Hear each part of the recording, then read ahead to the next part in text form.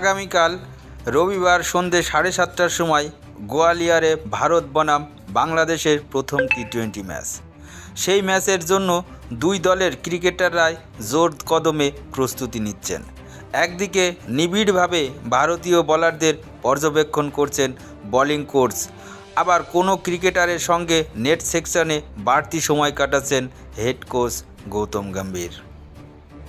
অন্যদিকে তেমনই বাংলাদেশের ক্রিকেটাররাও টেস্টের ফলাফল ভুলে টি-20 সিরিজের জন্য নিজেদের যথারীতিভাবে তৈরি করছেন।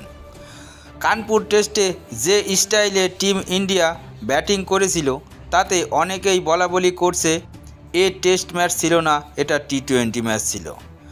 আর সেই আগ্রাসনই এবার টি-20 সিরিজের ভারতের বিরুদ্ধে তুলে ধরতে চায় নাকি বাংলাদেশ।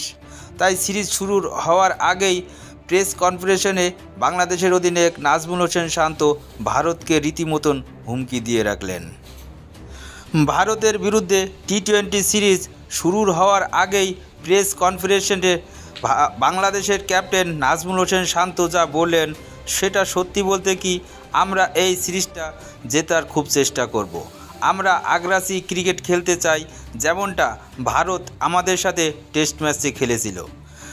তিনি আরও বলেন, শেষ বিশ্বকাপে আমাদের সেমিফাইনালে ওঠার সুযোগ ছিল, কিন্তু আমরা সেই সুযোগটা হারিয়েছিলাম। এবার আমাদের একটা নতুন দল, আমি আশাবাদী দলের সকল প্লেয়াররা এখানে ভালো ক্রিকেট খেলবেই। ভারতের মাটিতে ভারতকে টেস্ট সিরিজে হারানো অসম্ভব, সেটা জেনেও বাংলাদেশের অধিনায়ক নাজমুল হাসান শান্ত রীতিমতো প্রথমেই হুমকি দিয়ে রেখেছিলেন। আর সেটার ফলাফল তো আমরা সবাই নিজে চোখেই দেখলাম। টেস্টের এই যে টাইগারসরা ভালো খেলতে পারেনি সেটা কিন্তু স্বীকার করে নিয়েছেন শান্ত। তিনি বলেছেন, আমরা সকলেই জানি টেস্টে আমরা নিজেদের সেরা ক্রিকেট তুলে ধরতে পারিনি, তবে সেখানে আমাদের বসে থেকে লাভ নেই। টি-20 একটা আলাদা ফরম্যাটের খেলা, যে দল ম্যাচের দিনে ভালো পারফর্ম করবে তারাই জিতবে। এখানে অতীতের পারফরমেন্সের কোনো বিষয় নেই। সিনিয়র ও জুনিয়র ক্রিকেটারের মিলেমিশে বাংলাদেশের টি-20 টিম বাছাই হয়েছে। তবে শান্ত এও বলেছেন, কোনো বড় নাম বা অভিজ্ঞ প্লেয়ারদের বিষয় এই ফরম্যাট গুরুত্ব পায় না। এই প্রসঙ্গে তিনি বলেন, টি-20তে কী হবে তা কেউ বলতে পারে না।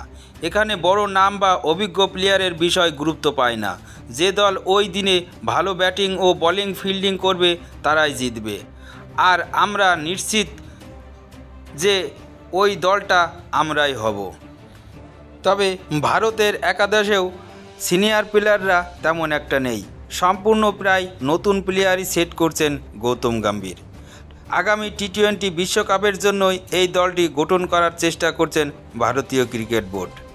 আর এই সুযোগটা নিয়েই হয়তো নাজমুল হোসেন শান্ত প্রেস কনফারেন্সে এসে বড় বড় কথা বলছেন। ভারতের মাটিতে যেমন ভারতকে টেস্ট সিরিজ হারানো অসম্ভব, তেমনই ভারত টি-20তেও বিশ্ব চ্যাম্পিয়ন। তাই ভারতকে হারানো এতটা সহজ হবে না বাংলাদেশের পক্ষে।